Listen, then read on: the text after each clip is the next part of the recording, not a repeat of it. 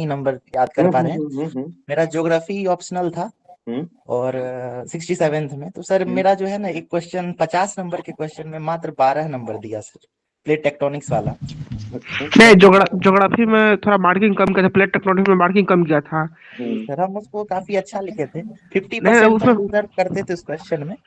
नहीं उसमें लेकिन मार्किंग ही कम सर, किया था इस बार ज्योग्राफी में। अगर खैर जीएफ अब वन टू का, ऑप्शनल डिस्कस करने की जरूरत ही नहीं है, ऑप्शनल हाँ, हट चुका जी है। सर। अगर जीएफ वन टू अगर अच्छा गया तो फिर कोई दिक्कत वाला बात नहीं है। और सर 68 वाला भी ठीक गया था, अब इसमें पता नहीं कि क्या गड़बड़ हो गया। अच्छा, जीएफ वन में कितना दिया था आपका फिर 57 में? 67 में सर 165 था। आप जीएफ टू में? सर उसमें वन, नहीं सर, पेपर वन में ना सर 175 के अराउंड था। ठीक था। अच्छा अच्छा, और पेपर टू में जो है 130 के आसपास था। अच्छा नंबर था। 125 सर, हम एग्जैक्ट ध्यान नहीं है। नहीं नहीं, ठीक है, अगर ये अप्रॉक्स में ये नंबर भी याद है तो ये नंबर अच्छा ही माना जाएगा। आपका मेंस जी कुछ ही मार्क्स से फिर छूट रहा है, तो वो डीआई में आप कितना कर रहे हैं? सर, डीआई तो सर अच्छा गया था मेरा नहीं पिछले नहीं, वो ज्योग्राफी 72। ऑप्शनल के कारण छूटा है। सर मेरा नहीं ऑप्शनल में जो है ना, ज्योग्राफी में बहुत नहीं, कम तो अब नंबर तो दिया सर। ऑप्शनल खत्म ही हो गया, तो उसका चर्चा ही करना जी मतलब ही नहीं। अनुप्रिया जैसा बताइए। जी। और संजय सर सर कुछ। 68वीं में सर क्या गड़बड़ हुआ कि हम्म। सर ऐसे जो था ना, हम्म। हम सर थॉट वाला ऐसे में थोड़ा वीक हैं। हम्म। उस वजह कौन सा से हमको लिखे थे लगता है आप? कि सर वो एक था ना, क्या था, मुंह से मोटाइयां लौड़ा विज्ञान हुई वाला है था ना ना आप? सर, विज्ञान करके नहीं था सर एक, हम्म। आनर करके नहीं था सर, एग्जैक्ट हम नहीं ध्यान कर धर्म पा बिना रहे। विज्ञान अनर्थ है, और जी जी जी। ज्ञान हाँ बिना धर्म हम्म। जी जी कैसे सर। था, इसी तो टाइप से इस मैथिली बार में। जो है सर, इस बार जो टॉपिक देखे तो एक ही जो थॉट वाला क्वेश्चन देखे तो थोड़ा हिम्मत बढ़ा कौन सा? है ना। और इस बार जो 69th का जो अच्छा, हुआ जैसे है मेन, 59th वाला। जी, तो तो हमको लग आप, रहा था कि इस बार भी वैसा ही ना कहीं कर दे। इस बार तो तो सर मेरा पीटी मेन भी जो नहीं हो आपका पाया। कंक्लूजन निकल रहा है आदित्य, कि एक तो 67th जो गया वो ज्योग्राफी ऑप्शनल के कारण चला गया, तो उस पर तो जी चर्चा सर। करना कोई मतलब नहीं बन रहा है। और है कि जी आपका ऐसे में थोड़ा सा पॉइंट वीक रह जा रहा है। इस जी सर, दोनों पे थॉट डिस्कस वाले कर लें। इससे में। हाँ, तो इसी दोनों पे डिस्कस कर लें, या फिर और कुछ इसमें ऐड करना चाहते हैं? सर मतलब खास करके ये थॉट वाला जो क्वेश्चन है ना, इसको किस तरीके से टैकल किया जाए, हमको अच्छा इसमें अच्छा। दिक्कत हो रहा है। तो थोड़ा सा आंसर राइटिंग पे इन पे इनपुट दे दिया जाए। जी सर।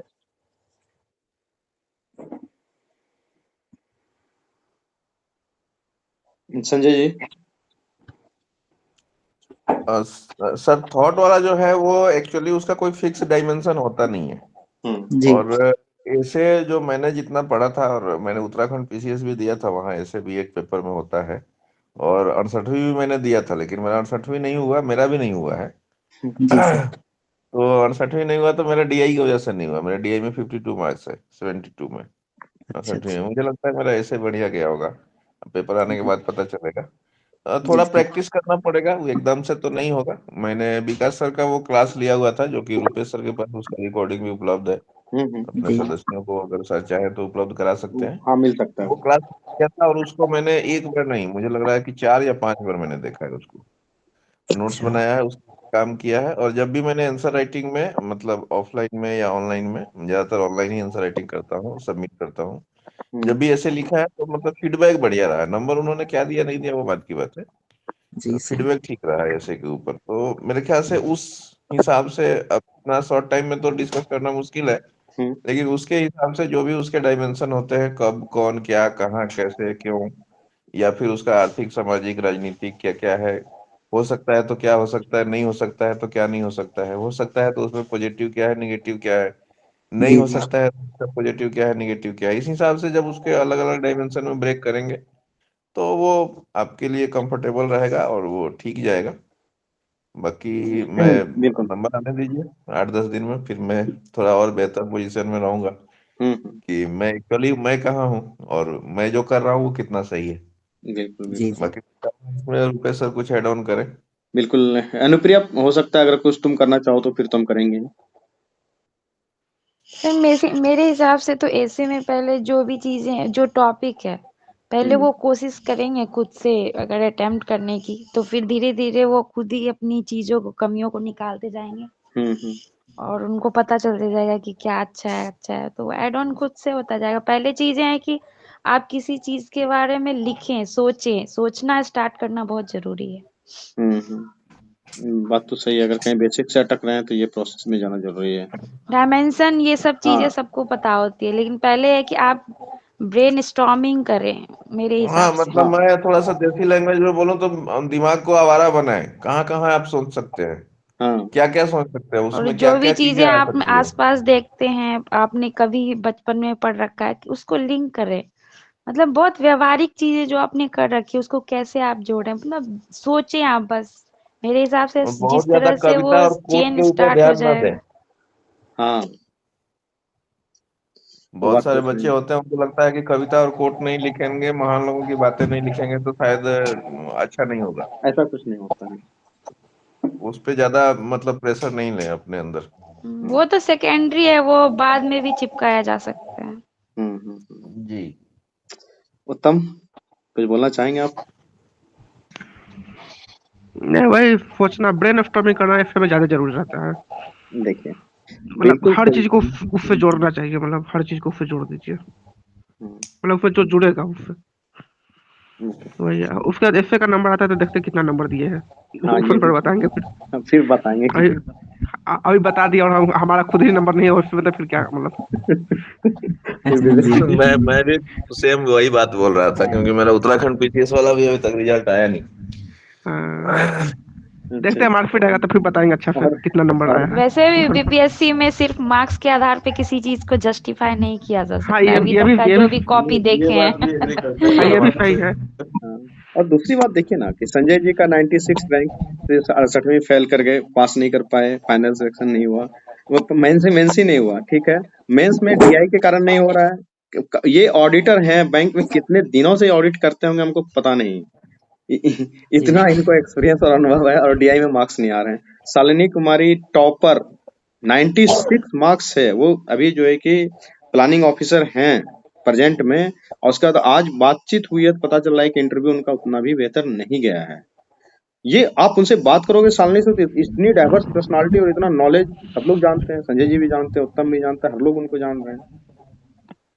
क्या ऐसा ही है संजय जी? अच्छा अच्छा, हाँ, इसमें ये बिल्कुल होता, बिल्कुल सर। बीपीएससी में ये होता है कि मतलब बहुत अच्छा अच्छा लिखते हैं फिर भी उनको नंबर नहीं मिलता कभी कभी, मतलब मेंस हाँ में देखे हैं हम भी। हाँ, इस पे ये चीजें हैं। और जहां तक डायमेंशन खोलने की बात है ना, तो कार्तिकेयन से उस दिन जब वो ऐसे लिख के आए थे कार्तिकेयन जी, तो उनसे बात हो रही थी, शायद उत्तम भी उस दिन जुड़े हुए थे हमारे साथ। उन्होंने जो डायमेंशन खोलना स्टार्ट किया, आप सुनेंगे तो 3 मिनट तक लगातार वो डायमेंशन ही खोलते रह गए।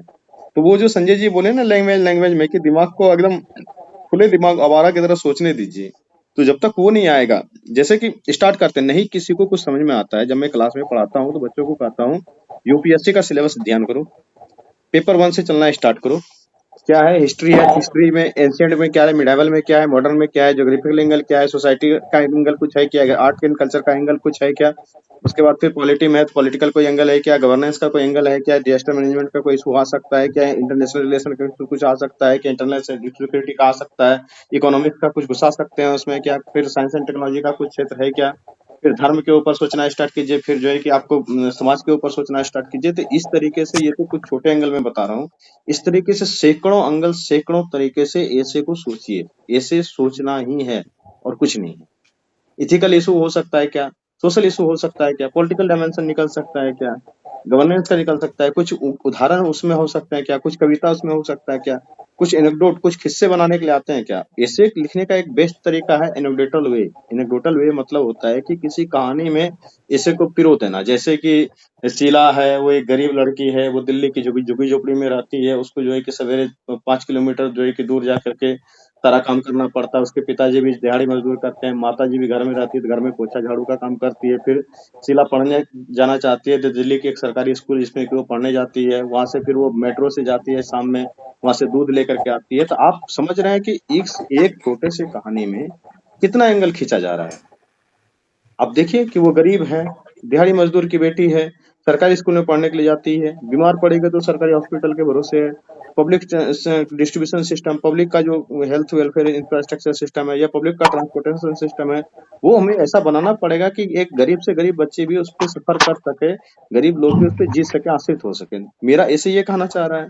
तो इसी तरीके से कहानी क्रिएट करके इसे को किस तरीके से लिखा जाता है, ये एनेक्डोटल वे ऑफ राइटिंग इससे होता है। किसी को ज्यादा कुछ समझ में ना आए तो ये बहुत आसान होता है। इसको कभी क्लास में फिर बताएंगे, सिखाएंगे। तो इस तरीके से ऐसे जब लिखेंगे ना, और बीपीएससी में जो ये बिहार वाला ऐसे आता है, बिहार का सेक्शन आता है कि मुँह मोटैया लौड़ा हुई है, ना हाथी ना घोड़ा हुई है, ठीक है, तो ये बहुत आसान है। इसमें था कौन सा एक उत्तम, ये बताओ जरा। आगे नाथ न पीछे, एक था हाँ हाँ हाँ हाँ हाँ आगे नाथ न पीछे पगा, हाँ अब भाषा के बिना समाज हो सकेला, समाज के बिना भाषा न हो सकेला, यही टाइप का कुछ था। हाँ हाँ हाँ हाँ, तो और तो और और एक था धोबी का कुत्ता ना घर का घर ना का हाँ घाट घाट। का। हाँ, धोबी का कुत्ता। इस बार तो कम से कम इतना ऐसा आया था कि बहुत लोगों को समझ आगे में आ समझ रहा में आ है। रहा था। पिछले बार जी तो जी, इस बार थोड़ा लग रहा था कि लिखा जा सकता है, हाँ और नहीं, सर्टिफिकेट पिछले तो बिल्कुल पिछले बार तो अगर विज्ञान वाला नहीं आता तो मालूम नहीं लिख भी पाते कि नहीं, क्योंकि विज्ञान वाला ही बिल्कुल हमको समझ में आया था एग्जाम में। बिल्कुल सर, वही स्थिति मेरी भी थी। तो देखिए, मैं कहना चाहता हूँ कि जो भी हमारे लोग हैं, ऐसे का मेरे पास कम से कम 1500 कोटेशन है बिहार का, ठीक है। कभी हमसे मिलिए, बात कीजिए। मैं भोजपुरी का, अंगिका का बहुत सारा किताब में ऐसे पढ़ाने के लिए मैं पढ़ चुका हूँ, क्योंकि मुझे पता है कि वो ऐसे ऐसी चीजें ही पढ़ानी है। और आज जो मैडम का थोड़ा सा इंटरव्यू इधर उधर हुआ है, उसमें एक एंगल ये भी था कि उनको शिक्षा के बारे में पूछा गया, और बिहार के शिक्षा के ग्राउंड रियलिटी का उनको थोड़ा सा अभाव रहा, क्योंकि अच्छा उनका अच्छा, हाँ, रुपेश जो अभी बोल रहा है वही हम मतलब एक देखे हैं, मतलब एक इंटरव्यू हुआ है, हाँ तो उनमें उनसे पूछा कि आप शिक्षा में क्या मतलब अब लगता है बिहार में खराबी है ना, तो वो बोले कि ये खराब है, तो वो बोले कि कभी आप स्कूल गए हैं बिहार के में, तो बोले कि नहीं सर हम तो नहीं गए हैं, तो फिर वो उनको डांट दिया कि बोले कि अच्छा तो स्कूल नहीं गए तो ऐसे हवाबाजी कर रहे हैं केवल, उनको मतलब मालूम नहीं उनको कितना देखिए नंबर देगा, लेकिन उनको डांट डांट दिया अंतिम में। देखिए देखिए परसों भी जब मैं उनका इंटरव्यू ले रहा था, तो उसमें एक बहुत अच्छा माइग्रेशन के ऊपर मैंने कम से कम 4-5 मिनट का एक अच्छा डिस्कशन किया था।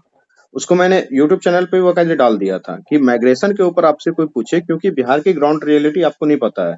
मैं बचपन से बिहार में रहा, ठीक है, दिल्ली वगैरह में पढ़ा, अलग अलग जगह गया, लेकिन मुझे बिहार का नस नस पता है। मैं बिहार के लगभग लगभग सारे डिस्ट्रिक्ट को घूमा हूँ, बिहार को अच्छे से जिया हूँ। तो वो चीजें बिहार से तभी निकल सकती है। और जो भी बच्चे दिल्ली वगैरह से आते हैं, जो बड़े कॉलेजों से रहते हैं, उसको मैं बार बार कहता हूँ कि बिहार को समझो, क्योंकि कब तुमसे बिहार पे पूछ लिया जाए, जैसा उत्तम कह रहा है कि उसको डांट दिया, वो सच बात है कि उसको डांट दिया गया होगा। जैसे उत्तम को जब ये इंटरव्यू देने जा रहा था, इससे पहले हमारी चर्चा हो रही थी, तो इन्होंने पुलिस रिफॉर्म के ऊपर क्वेश्चन आ रहा था, तो हम लोगों से सवाल किया पर्सनली, फोन पे, तो हमारे मित्र हैं तो फोन पे बात कर ही लेते हैं, हमेशा हम लोगों की बात होते रहती है। पुलिस रिफॉर्म पे बहुत सारी चीजों का इनपुट इनको दे दिया गया था, कार्तिकेयन भी थे, हम भी थे, सब लोग थे। तो इस तरीके से एनालिटिकल क्वेश्चन इस बार पूछा गया है, और ये अच्छा साइन है एक इंटरव्यू का कि वो फैक्चुअल क्वेश्चन नहीं पूछ रहे हैं। एनालिटिकल क्वेश्चन पूछना अच्छा चीज होता है, अगर आपको थोड़ा सा भी कॉमन सेंस है, बकायदे आप बहुत अच्छे से जवाब दे सकते हैं एनालिटिकल क्वेश्चन का, तो आप अब सहज रहें। बीपीएससी यूपीएससी की ओर बढ़ रहा है, और एक अच्छा प्रशासक बनाएगा। अगर आपका मान लीजिए जीवन में फाइनेंस सिलेक्शन नहीं भी हो पाता है, तो आप एक अच्छे नागरिक बन के निकलेंगे, और जीवन में किसी दूसरे फील्ड में जब जाएंगे, तो वो एक कॉन्फिडेंस लेकर के जाएंगे, और आपसे बात करने का कोई लहजा ही अलग होगा। ठीक है, तो अगर कोई का कोई सवाल है तो पूछे, नहीं तो बहुत बोल लिए हम लोग। तो क्या चले फिर? आई थिंक इन्हीं का कोई सवाल नहीं है।